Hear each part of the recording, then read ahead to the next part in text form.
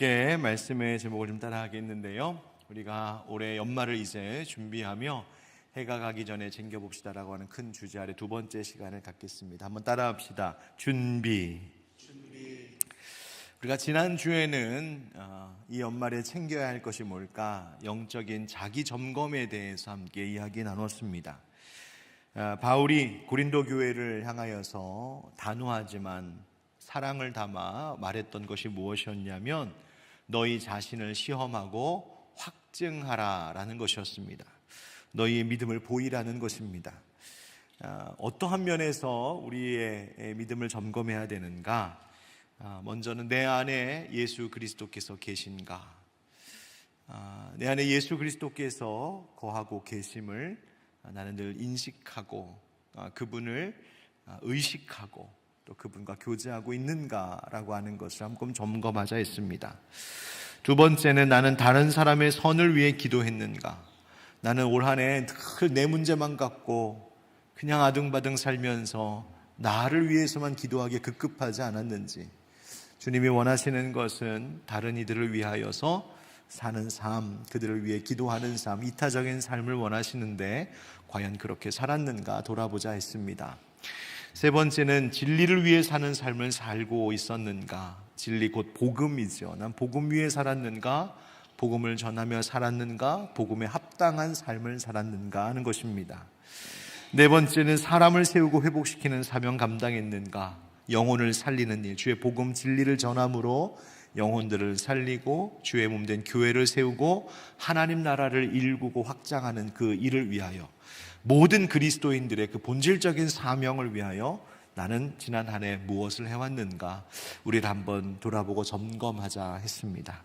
여러분, 이 네 가지의 자기 점검의 질문을 마음에 계속 새기고 이 연말을 주님 보시기에 아름답다 칭찬받는 귀한 하나님의 자녀들로 다시 새롭게 되기를 주의 이름으로 축복합니다.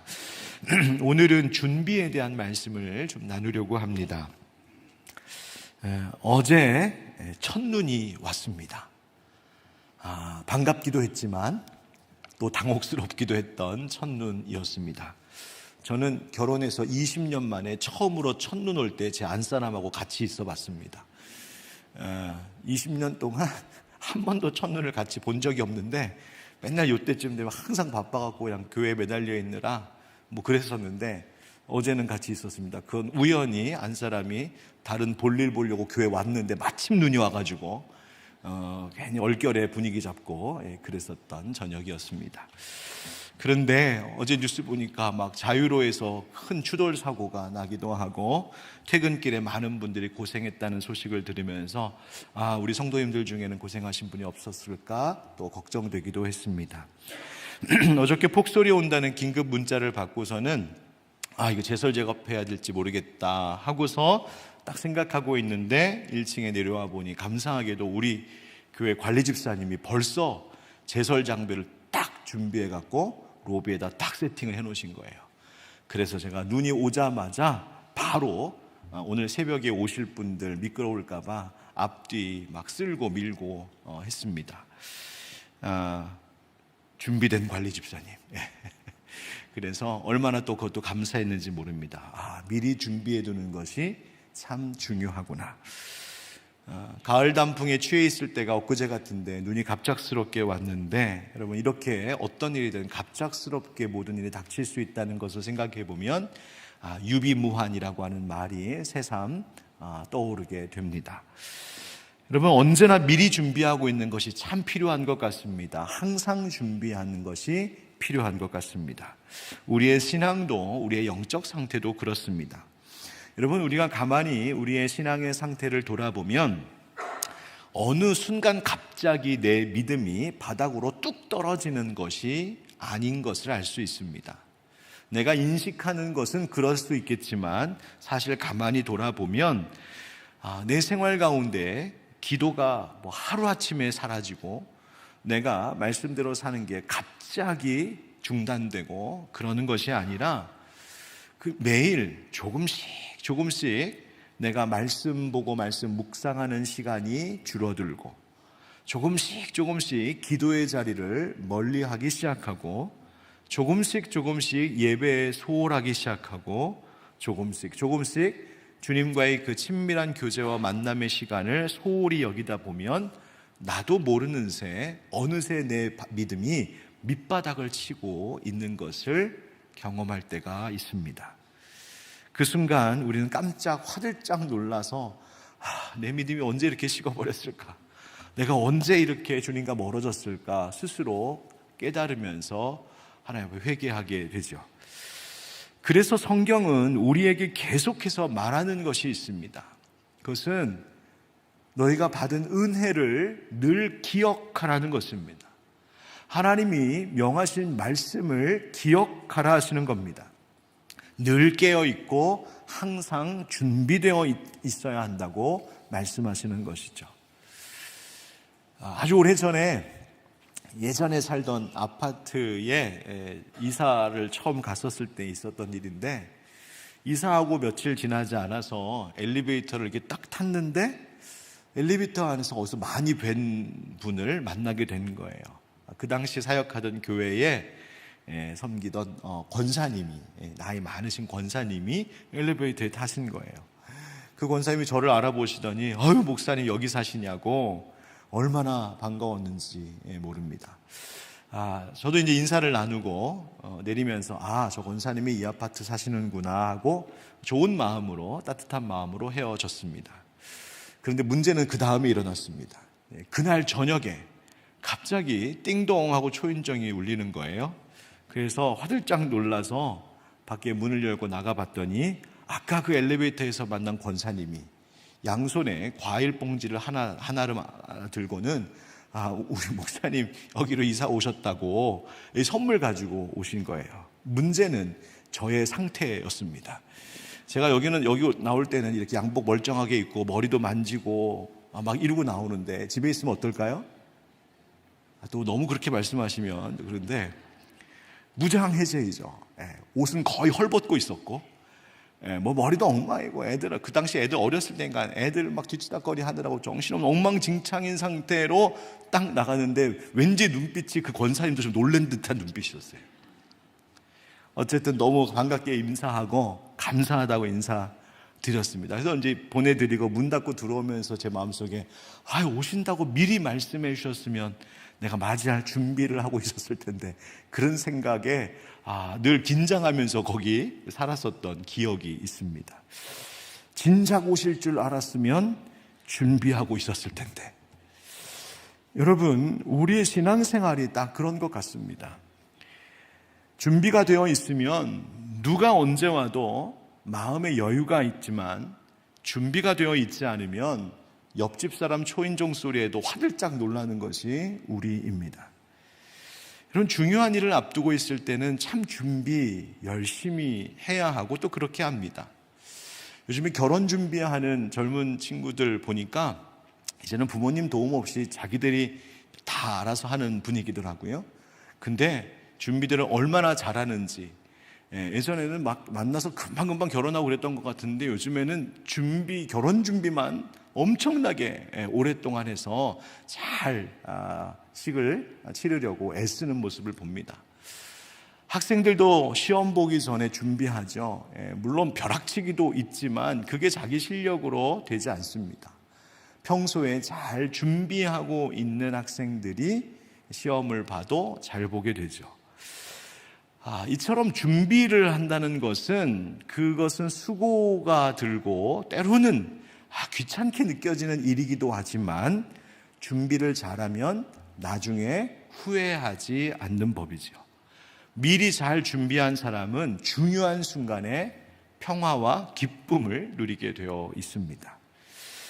사람들은 그래서 미래를 준비하기 위해 굉장히 많은 노력들을 합니다. 경제적인 준비도 하고요, 건강을 위한 준비도 하고요, 그래서 보험도 가입하고 연금도 가입하고 저축도 하고 은퇴 후에 여러 일들을 미리 준비합니다. 운동도 열심히 하고요, 정기적으로 건강검진도 받고요, 식단도 관리하고요, 육체의 건강과 노후의 삶을 위해 부지런히 여러 모양으로 준비하며 현대인들은 살아갑니다. 물론 다 필요한 일입니다. 그런데 성도 여러분, 오늘 예수님께서 우리에게 말씀하시는 것을 보면 이렇게 말씀하시는 것 같습니다. 그 모든 준비가 다 필요한 것이겠지만 그 어떤 준비보다 더 중요한 준비가 있다. 그 모든 것보다 더 시급하고 본질적인 준비가 있다고 말씀하십니다. 그게 뭘까? 바로 한번 따라합시다. 영혼을 위한 준비. 한 번 더. 영원을 위한 준비. 영혼을 위한 준비, 영원을 위한 준비가 필요합니다. 왜 그럴까? 우리가 우리의 육신과 이 세상의 어떠한 것을 위해 하는 준비는 이 땅에서의 생명이 끝나는 순간 그 준비의 효력은 없어지고 맙니다. 아무리 건강 관리 잘하고 아무리 재산을 잘 준비해도 죽음 앞에서 그 모든 것들은 효력이 끝나고 맙니다.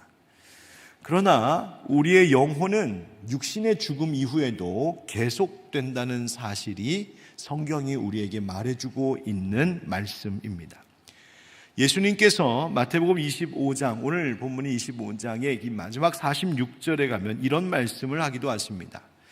그들은 영벌에, 의인들은 영생에 들어가리라 하시니라. 즉 죽음 이후에, 육신의 죽음 이후에, 하나님의 심판 이후에 영벌과 영생이 기다리고 있다는 겁니다.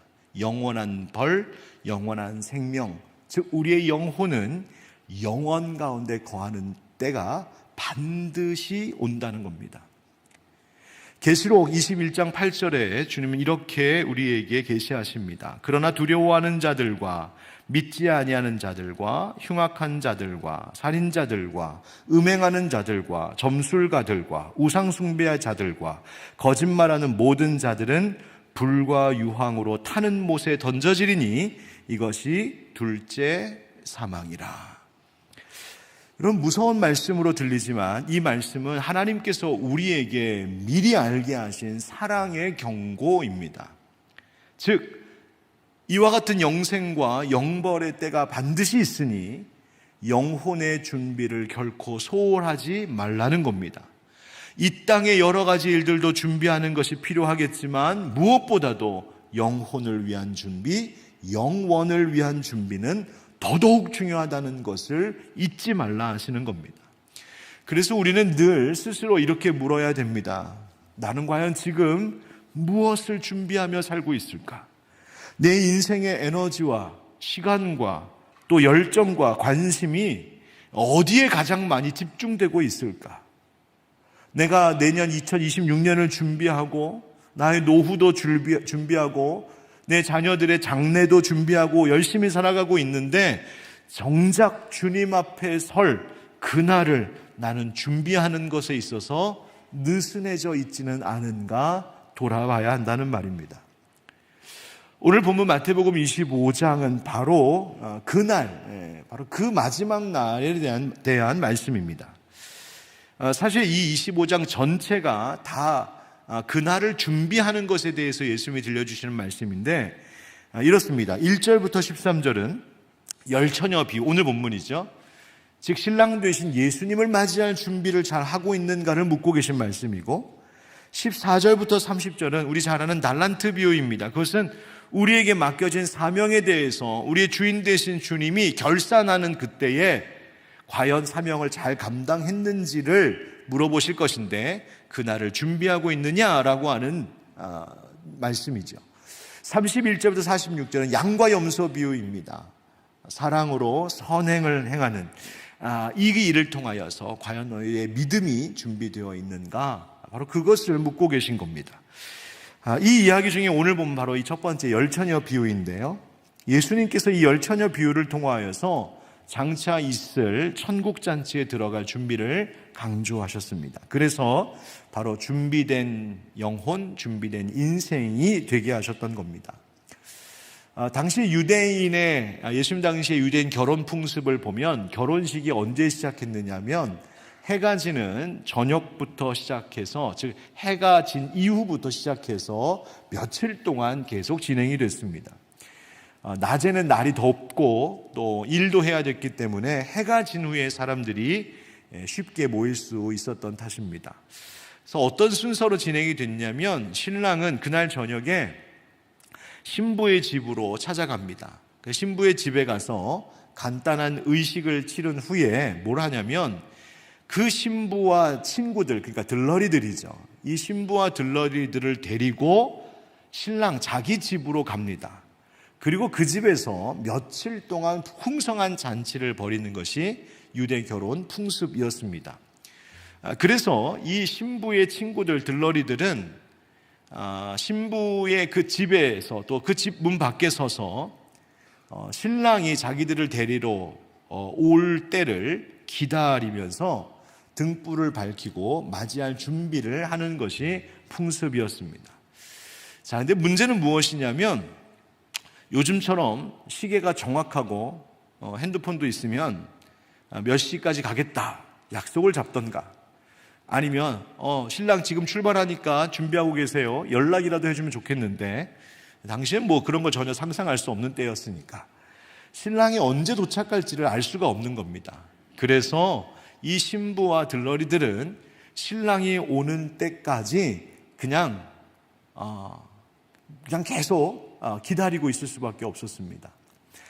특별히 신랑이 언제 올지 모르는 상황 속에서 늦어질 수 있기 때문에 이 신부와 친구들은 등불에다가 기름을 가득 넉넉하게 채워 준비하고 신랑이 언제 오든지 맞이할 수 있는 준비를 하고 있어야 했던 거죠. 바로 이것이 오늘 예수님께서 말씀하시는 슬기로운 처녀들의 모습이었습니다. 그래서 예수님께서 이 결혼 풍습의 모습을 통하여서 장차 다시 오실 예수님, 그 예수님을 기다리는 모든 교회의 모습을 우리에게 비유로 들려주시는 겁니다. 그래서 신랑은 바로 다시 오실 예수님을 말씀하신 것이고, 기다리는 이 처녀들은 바로 이 땅에서 주님을 맞이할 준비를 하며 기다리는 모든 신자들, 모든 교회들을 말합니다. 그래서 열처녀라고 하는 이 열이라고 하는 숫자 자체가 바로 완전수이기 때문에 시간과 역사, 시대와 문화, 모든 지역을 초월하여 이 땅 가운데 주님 다시 오실 그날을 준비하고 있는 모든 그리스도인들, 모든 교회들을 가리켜 열처녀라고 예수님이 비유하여 말씀하신 것이죠. 그런데 문제는 뭡니까? 10명 모두가 다 똑같지 않다는 겁니다. 절반은 슬기롭다 하셨고 절반은 미련하다 하십니다. 그 기준이 뭐냐? 결론적으로 말씀드리면 그 등 속에, 등잔 안에 기름을 준비한 여인들과 그렇지 못한 여인들로 주님이 갈라서 절반은 슬기롭고 절반은 미련하다 하시는 것이죠. 여러분, 여기서 중요한 사실을 하나 먼저 깨닫게 되는데, 주님 다시 오시는 마지막 날이 되면 반드시 모든 인생들, 모든 영혼들은 둘로 나뉘게 된다는 사실입니다. 천국과 지옥으로, 영생과 영벌로, 양과 염소로 분명히 나뉜다는 것입니다. 주님과 함께하는 그 잔치자리에 들어갈 영혼들과 그 닫힌 문 밖에 버려져 슬피 울며 이를 가는 영혼들이 갈라지는 날이 있을 것이라는 겁니다. 그 차이가 뭐냐?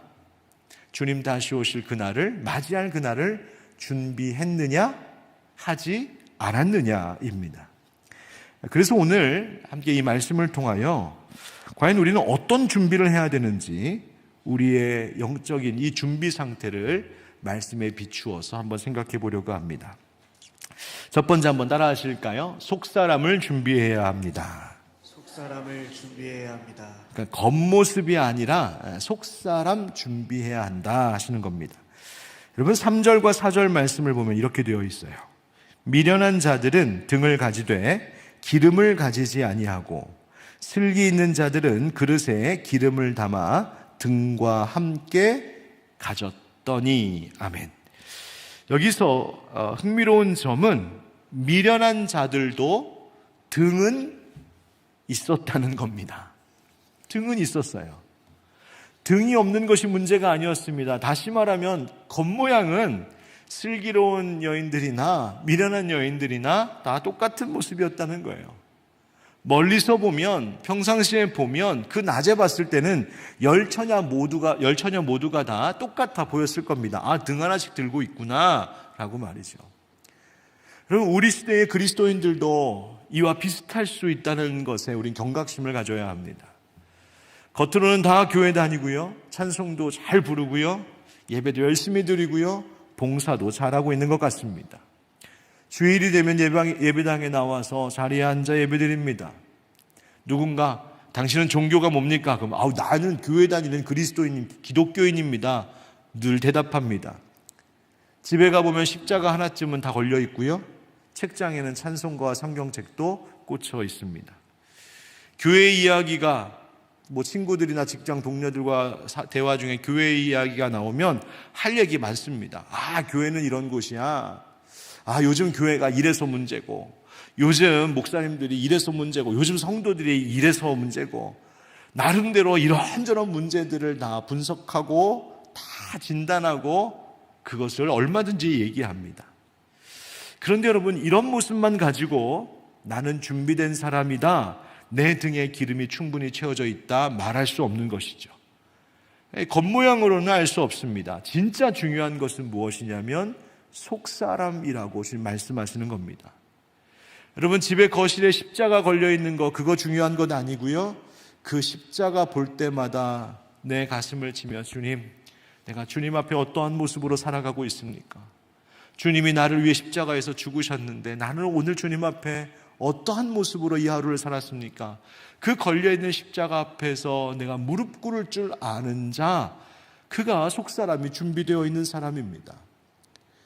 책장에 성경책에 몇 권씩 꽂혀 있는 것, 그거 중요한 것 아니고요, 여러분 핸드폰에 성경을 얼마든지 읽을 수 있는 어플이 이것저것 깔려 있는 것, 그거 중요한 것 아니고요, 그 말씀 한 절이라도 오늘 매일 그 말씀을 읽고 묵상하고 그 말씀을 내 가슴에 새기며 어떻게든 내 손과 발로 살아내려고 애쓰며 살아가는 그 말씀이 삶이 되는 그 모습이 나에게 있는가가 더 중요한 겁니다. 예배의 자리에 앉아 있다는 것이 중요한 것이 아니라 예배를 통하여서 하나님의 음성을 듣고 싶은 그 갈급함, 그 예배를 통하여서 나의 모든 것을 하나님 앞에 올려드리는 자기 헌신의 예배가 진정으로 있는가 하는 것이 중요합니다. 하나님 앞에 내가 봉사하고 또 헌금도 열심히 드리는 그 손, 여러분, 그것만 중요한 것이 아니라 그 안에 담겨있는 마음이 중요합니다. 하나님, 저의 몸도, 저의 시간도, 저의 소유도 하나님 사실은 제 것 아니라 다 주님 겁니다. 주님 앞에 내가 이만큼 떼어드리지만 사실은 이것만 주님께 아니라 전부가 주님 겁니다. 하나님, 내 소득의 10분의 1을 하나님 앞에 드리지만 10분의 1만 하나님께 아니라 사실은 10분의 10 전부가 다 하나님 건데, 하나님, 나 구 쓸 수 있게 해주셔서 너무 감사합니다. 그 마음 가지고 살아가는 겁니다. 사도 바울이 에베소서 3장에서 이 에베소 교인들을 위해서 이렇게 기도한다고 말하죠. 한번 같이 읽어볼까요? 에베소서 3장 14절부터 16절 시작. 이러므로 내가 하늘과 땅에 있는 각 족속에게 이름을 주신 아버지 앞에 무릎을 꿇고 비노니, 그의 영광의 풍성함을 따라 그의 성령으로 말미암아 너희 속사람을 능력으로 강건하게 하시오며. 아멘. 바울이 관심을 갖고 바울이 그 에베소 교인들을 위해서 무릎을 꿇고 간절히 기도하는 그 기도의 제목이 뭐였냐면, 그들의 겉모습이 화려해지는 것, 그들의 겉모습이 보기 좋게 되는 것이 아니라 그의 성령으로 말미암아 너희 속사람을 성령의 능력으로 강건하게 하시기를 원합니다. 그 속사람을 위해서 기도했습니다. 교회의 건물이 크냐 작으냐가 문제가 아니었고, 성도가 많으냐 적으냐도 문제가 아니었고, 그 교회의 눈에 보이는 어떤 성취가, 어떤 이뤄낸 성과가 있느냐, 그것도 중요한 것이 아니었고, 그 교회를 이루고 있는 성도들 한 사람 한 사람, 그들의 속사람이 정말 강건한가, 그것이 바울에게는 중요한 문제였고 그거 위에 기도했다는 겁니다. 사랑하는 우리 성도 여러분, 어쩌면 우리가 겉모습만 보면 다 비슷할지 모릅니다. 그러나 주님은 우리의 중심을 보신다는 것을 잊지 말고 살아야 됩니다. 네가 등은 멀쩡하게 등잔은 갖고 있는데 정말 그 속에 기름이 채워 있느냐? 네 마음의 깊은 곳에 나를 향한 진짜 그 뜨거운 사랑이 타오르고 있느냐? 너의 신앙이 그냥 이름만 있는 그리스도인, 이름만 있는 교인, 그런 신앙이 아니라 정말로 오늘 하루도 어떻게든 하나님 말씀대로 살아보려고 애를 쓰고 몸부림쳤던 그 삶에서 드러나는 신앙이 너에게 있느냐? 묻고 계신 것이죠. 여러분, 껍데기만 멀쩡한 우리 되지 말고 우리 속사람이 늘 준비되어 있는 우리 귀한 형제자매들 되시길 주의 이름으로 축복합니다. 여러분, 사람 보기에는 아직 멀쩡해 보이는데요, 주님이 딱 보시니까 기름이 바닥난 등불 아니길 원합니다. 반대로 사람들은 잘 몰라줄 수 있습니다. 사람들은 못 볼 수 있습니다. 그러나 주님 보실 때 내 속에 정말 눈물로 기도하는 그 마음이 있고, 말씀으로 나를 쳐서 날마다 복종시키는 그 순종함이 있고, 하나님 내게 맡겨주신 작은 자리에도 성심으로 충성하는 그 모습, 주님이 찾으시는 그 속사람의 모습이 우리 가운데 있을 때에 주님이 우리를 바라보시면서 네가 바로 내가 기뻐하는 슬기로운 처녀구나, 준비 잘하고 있구나 말씀해 주실 줄 믿습니다. 여러분, 그런 칭찬받는 귀한 성도님들 되시기를 예수님의 이름으로 축복합니다. 두 번째, 우리 뭘 준비해야 되냐면요, 이렇습니다. 따라합시다. 확신하는 기다림으로 준비해야 합니다. 확신하는 기다림으로 준비해야 합니다. 5절 말씀을 보면 이런 말씀이 나와요. 신랑이 더디 옴으로 다 졸며 잘세. 다라는 이 말이 좀 재밌죠? 그러니까 미련한 5 처녀만 졸고 있었던 것이 아니고, 사실은 슬기로운 5 처녀도 꾸벅꾸벅 졸 만큼 늦은 밤이 되었다는 이야기입니다. 여러분, 이 말은 우리 그리스도인들, 우리 성도들이 모든 것에 있어서 완벽하지는 못하다는 것을 말해주기도 합니다. 여러분, 우리가 모두 다 때로는 지칠 때가 있습니다. 현실적인 여러 가지 어려움 때문에 고단하고 피곤합니다. 세상의 온갖 시험과 고난의 일들 속에서 때로는 주님 바라보면 시선이 막 흔들릴 때도 있고요, 주님 뜻대로 주님 따라가는 그 발걸음이 막 흔들릴 때도 있고요, 그렇게 우리가 영적으로 때로는 무너지는, 흔들리는 순간도 모두에게 다 있습니다. 그런데 차이가 무엇이냐면, 이 슬기로운 처녀들은 잠시 졸았지만 신랑이 반드시 온다는 확신이 있었습니다. 그래서 그 확신 때문에 미루지 않고 미리 기름을 채워두고 있었다는 말입니다. 반면에 이 미련한 처녀들은 꾸벅꾸벅 졸 때 이런 생각했던 것 같아요. 아유, 나 잠깐 자는 사이에 오겠어? 아유, 좀만 자고 일어나서 채우면 되지 하면서 그 준비하는 시간을 미루었다는 이야기입니다. 왜? 아이, 설마 오늘 밤 오겠어? 아이, 내 생각에는 오늘 안 올 것 같아. 내일쯤 오지 않을까 하는 마음 때문 아니었을까요? 여러분, 우리 성도들은 모두 다 기다리는 사람들입니다. 믿음으로 산다는 것은 주님 다시 오실 날을 기다리며 사는 삶입니다. 우리가 그리스도인으로서 믿음 생활 나름 열심히, 여러분, 이 추운 날에 이 길도 미끄러울 때에 금요 기도회에 오셔서 말씀 듣고 기도할 정도의 열정이면 여러분 대단하신 겁니다. 그런데 우리가 열심히 믿음 생활을 한다고 하면서 정작 내 마음속에 주님이 오실 줄 믿습니다.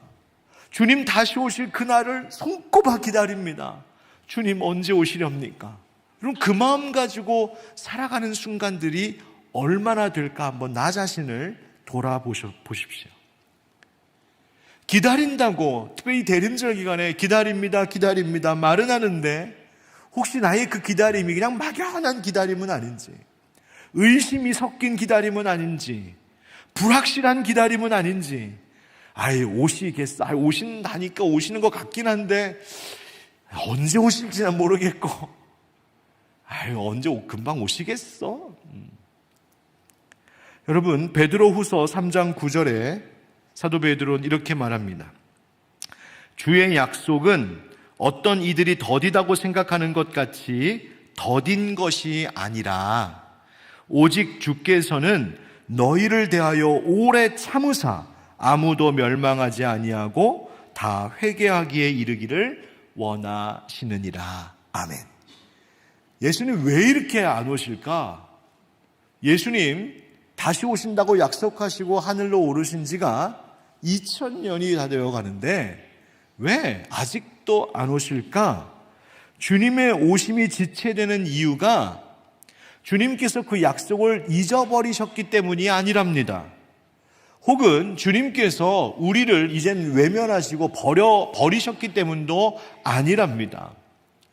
베드로가 뭐라고 말하고 있냐면 주님 오심이 늦어지는 이유는 더 많은 사람들이 주님께로 돌아오기를 기다리는 주님의 오래 참으심 때문이라고 이야기하고 있습니다. 여러분, 그렇다면 주님을 기다리는 이 시간을 우리는 어떻게 보내야 할까요? 그냥 꾸벅꾸벅 졸면서, 그러면서도 아유 좀 자자, 뭐 언제 올까? 설마 오겠어? 오늘 오겠어? 여러분, 이런 마음 아니라 이 주님의 지체하심을 그냥 스스로 괜찮다고, 아직 멀었다고 그렇게 영적인 나태함과 방종의 시간으로 보낼 것이 아니라 바로 이 기다림의 시간을 뭐라고 여겨야 되냐면 아직도 주님이 나에게, 우리에게 기회를 주고 계시는구나. 아직도 주님이 내 가족에게 복음을 전할 수 있는 시간을 허락해 주고 계시는구나. 아직도 주님이 내 영혼이 주님을 맞이하기에 준비된 순결한 신부와 같이, 단장한 신부와 같이 준비할 수 있는 시간을 나에게 아직 허락해 주고 계시는구나. 은혜의 기회로 붙들어야 된다는 말입니다. 여러분, 똑같은 시간, 똑같은 인생의 세월을 살지만 어떤 사람은 그 시간을 영적으로 그저 꾸벅꾸벅 졸고만 있는 시간으로 삼기도 하고, 어떤 사람은 이 시간을 영적으로 깨어 있어서 어떻게든 준비된 자로 살아가려고 영적으로 나를 쌓아가는, 나를 더욱더 깊이 있기에 성숙시켜가는 시간으로 삼기도 한다는 겁니다. 여러분, 지난 2025년 한 해 돌아볼 때 여러분 어떤 기다림의 시간을 보내셨습니까? 그저 주님보다 세상의 일에 더 마음이 뺏겨서 영적으로는 깊은 잠에 빠져 있지는 않으셨는지, 혹시 내 마음속에 정말 주님 맞이하기에 준비되고 성숙된 내 영혼을 준비하는 그것에 대해서 마음속에 내가 좀 생활이 좀 더 여유 있으면 내가 그때 더 열심히 믿음 생활하지, 바쁜 거 좀 지나면 나 열심히 믿음 생활하지, 나 애들 좀 다 키워놓고 조금 한가해지면 그러지 요즘 손자 손녀 보느라고 정신이 하나도 없는데 얘네들 좀 학교도 들어가고 조금 내 생활에 여유가 있으면 믿음 생활 열심히 좀 해보지 직장 생활 바쁜 거 좀 지나가면, 내 건강이 조금 회복이 되면 내가 지금 끙끙 앓고 있는 이 문제가 좀 풀리고 나면 그러면 믿음 생활 좀 열심히 해보지. 여러분, 바로 그것이 영적으로 꾸벅꾸벅 조는 것뿐만이 아니라 조느라 기름을 준비하지 못한 미련한 처녀의 모습이라고 주님 말씀하고 계신 것입니다. 여러분, 우리의 마음속에 또 우리의 모습 속에 이런 마음이 있었으면 좋겠습니다. 주님, 내가 비록 많이 부족하고 연약합니다. 심지어 꾸벅꾸벅 졸았던 이 처녀들처럼 때로는 인생의 고단한 일들, 여러 가지 시험과 아픔 속에 제가 영적으로 해이해지고 무너질 때가 있기도 합니다. 그러나 주님, 내가 다시 그래서 기도의 자리로 나아갑니다. 내가 다시 말씀 앞으로 나아갑니다. 내가 다시 예배에 내 목숨을 걸겠습니다. 내가 어떻게든 주님 오실 때에 준비된 자 되기 위하여 몸부림치며 내가 오늘도 준비하겠습니다. 바로 그 주님의 오심을 기다립니다 하는 마음으로 여러분, 이 연말을 준비해 보았으면 좋겠습니다. 주님 말씀하신 것처럼 주님 다시 오실 날을 우리가 계산할 수 없습니다. 그러나 한 가지 분명한 것은 그날이 가까이 오고 있다는 것입니다. 우리의 기다림이 그냥 막연하게 성의 없이 의심 속에 기다리는 그런 기다림이 아니라 주님 오실 줄 저는 확실히 믿습니다. 당장 오늘 밤에라도 내일이라도 오실 수 있는 분이 우리 주님이심을 믿습니다. 라고 하는 그 분명한 확신에 있는 믿음으로 기다림을 준비하는 그런 여러분 되시기를 예수님의 이름으로 축복합니다. 세 번째, 따라하겠습니다. 끝까지 타오르는 믿음으로 준비해야 합니다. 끝까지 타오르는 믿음으로 준비해야 합니다. 8절부터 10절의 말씀을 제가 다시 읽어보겠습니다. 미련한 자들이 슬기 있는 자들에게 이르되 우리 등불이 꺼져가니 너희 기름을 좀 나눠달라 하거늘 슬기 있는 자들이 대답하여 이르되 우리와 너희가 쓰기에 다 부족할까 하노니 차라리 파는 자들에게 가서 너희 쓸 것을 사라 하니 그들이 사러 간 사이에 신랑이 오므로 준비하였던 자들은 함께 혼인잔치에 들어가고 문은 닫힌지라. 아멘. 여기서 8절에 미련한 자들이 말하는 걸 한번 들어보십시오. 뭐라고 말했냐면 우리 등불이 어떻게 된다고요? 꺼져간다 말합니다. 그러니까 지금 완전히 꺼져 있는 것이 아니고 불도 아예 못 붙인 것이 아니고 분명히 처음에는 불이 붙어 있었나 봅니다. 처음에는 불을 켤만 했었던 것 같습니다. 그러나 시간이 점점 지나면서 그 기름이 점점 떨어지고 그러니 이 불꽃이 약해지고 사그러들고 이제 거의 다 꺼져갈 상태가 되었다는 겁니다. 처음부터 기름이 전혀 없었던 것이 아닐 수 있는 거죠. 처음에는 나름대로 열정도 있었고 기다림도 있었고 처음에는 눈물로 기도하는 시간이 있었고 처음에는 예배에 뜨거운 사모함도 있었던 것 같습니다. 그런데 그 열정과 사랑을 지속하기 위한 준비가 되어 있지 않았기에 시간이 가면서 그 불꽃이 사그라들고 말았다는 겁니다. 여러분, 신앙은 절대로 한때가 아닙니다. 내가 옛날에는 참 뜨거웠지. 내가 왕년에는 말이야 교회에서 안 해본 게 없어. 내가 진짜 옛날에는 기도도 얼마나 많이 했었는지 몰라. 내가 옛날에는 새벽기도 금요기도 할 것 없이 내가 얼마나 나와서 엎드려 부르짖며 기도했는지. 그 다음 말이 나오지 않으면 다 소용이 없습니다. 이 고백이 전부라면 어쩌면 지금 현재 내 등불이 꺼져가고 있는 것일지 모릅니다. 목사도 마찬가지입니다. 여러분, 이 목사가 여러분 앞에 서서 맨날 하는 소리가 제가 말입니다. 개척할 때는 그랬습니다. 제가 지금보다 그래도 몇 년 젊었을 때는 이렇게까지 했습니다. 제가 한창 사역할 때는 이런 은혜도 이런 일도 있었습니다. 제가 맨날 10년 전, 5년 전 이야기만 하고 있다면 여러분 어떨 것 같습니까? 그 순간 목회는 병들어 갑니다. 중요한 것은 지금 이 2025년 12월을 살아가고 있는 지금 내가 어떤가, 그것이 중요합니다. 지금 내 마음이 여전히 주님을 사랑하고 있는가?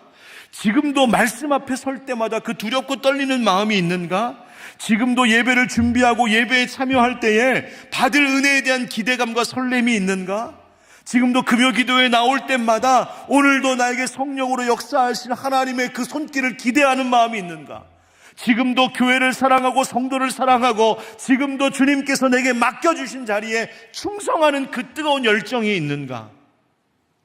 지금이 중요합니다. 여러분, 벌써 우리 하늘빛 광성교회가 만 10년이 됐어요. 이 중에 보니까 10년 동안 그 세월을 같이 오신 분들도 계세요. 혹시 여러분들 마음속에 아유, 이만큼 하면 됐다 하는 마음 있으십니까? 긴 시간 동안 이런저런 모양으로 애쓰고 수고해 주신 건 너무 감사하고 귀한 일이고 하나님 다 그거 기억하실 줄 압니다. 그러나 여러분, 목사로서 한 번 더 말씀을 드리자면 죄송하지만 여기서 그렇다고 멈추시면 안 됩니다. 주님 다시 오시는 그날까지 우리의 믿음은 활활 타오르고 있어야 합니다.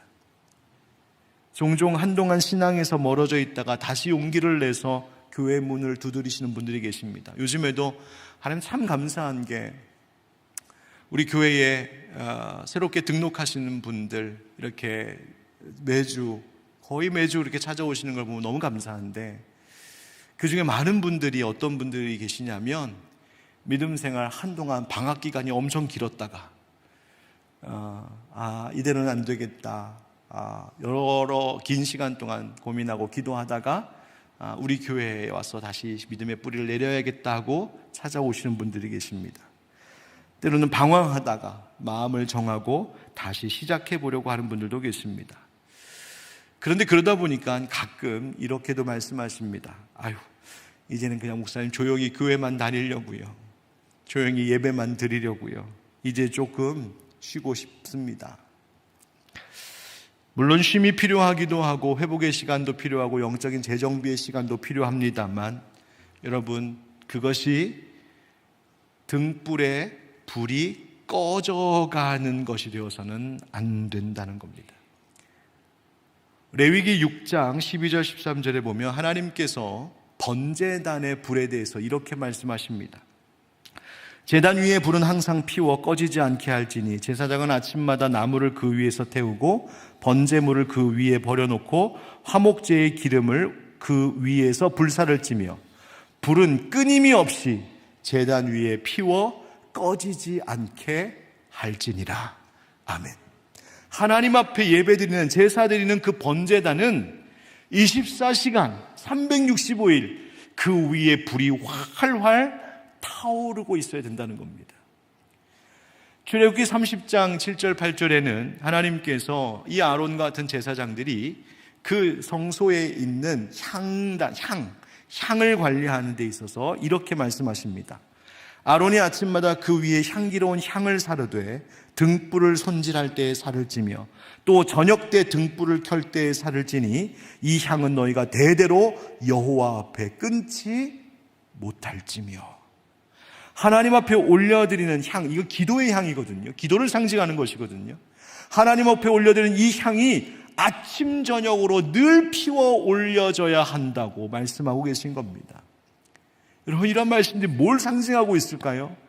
하나님을 향한 우리의 예배의 열정도, 하나님의 은혜에 감사하는 그 뜨거움도, 하나님 앞에 날마다 기도하는 그 열심도 사그러들면 안 된다는 겁니다. 여러분, 잠깐 반짝이다 사그러드는 그런 믿음 아니라 주님 다시 오시는 그날까지 끝까지 타오르는 믿음 가지시기를 주의 이름으로 축원드립니다. 축원드립니다. 여러분, 감정 뜨거운 것, 그거 말하는 것 아닙니다. 그저 감정적으로만 내가 활활 막 타오르는 것 같은 것, 그것은 상황이 어려워지면 얼마든지 또 식어버릴 수도 있습니다. 그런 믿음 아니라 내 인생에 비가 오나 눈이 오나, 내 인생에 기쁨이 있으나 슬픔이 있으나, 내 인생에 풍성함이 있으나 부족함이 있으나 어느 순간에든지 주님, 내 중심의 번제단은 늘 타오르기를 원합니다. 그 주님 붙드는 뜨거운 믿음이 필요한 겁니다. 그것을 끝까지 견디면서 주님 다시 오실 날을 준비하는 자들, 주님께서 복이 있다고 말씀하십니다. 말씀 이제 마무리하겠습니다. 예수님께서 오늘 비유의 마지막에 이런 말씀하십니다. 우리 13절 같이 읽어봅시다. 시작. 그런즉 깨어있으라. 너희는 그날과 그때를 알지 못하느니라. 아멘. 우리는 그때를 알지 못합니다. 그래서 늘 준비하고 있어야 합니다. 제가 아마 몇 번이나 이 말씀 드렸을 거예요. 옛날 한국교회 초기 때에 선교사님들과 우리 선배 목사님들이 늘 되뇌었던 그 말, Perhaps today, 어쩌면 오늘, 어쩌면 오늘. 주님, 어쩌면 오늘 주님이 오실지 모른다는 이 마음, 어쩌면 오늘 내가 주님 앞에 서게 될지 모른다는 마음, 어쩌면 이번 성탄절이 내 평생의 마지막 성탄절일지 모른다는 마음, 어쩌면 오늘이 나의 마지막 예배요, 마지막 찬양이요, 마지막 기도요, 이 목사는 마지막 설교일 수 있다는 그 마음. 여러분, 그 마음으로 우리는 살아가야 합니다. 우리가 이 땅에서 영원히 살 것 아닙니다. 언젠가 반드시 주님 앞에 서는 날을 맞이합니다. 그날이 10년 후가 될지 20년 후가 될지 아니면 당장 내일일지 오늘 밤일지 우리는 아무도 모릅니다. 그러나 분명한 것은 그 날이 올 것이라는 사실을 기억하여 오늘도 주님이 우리에게 물으시는 그 질문, 너 준비되어 있니? 나 맞이할 준비되어 있니?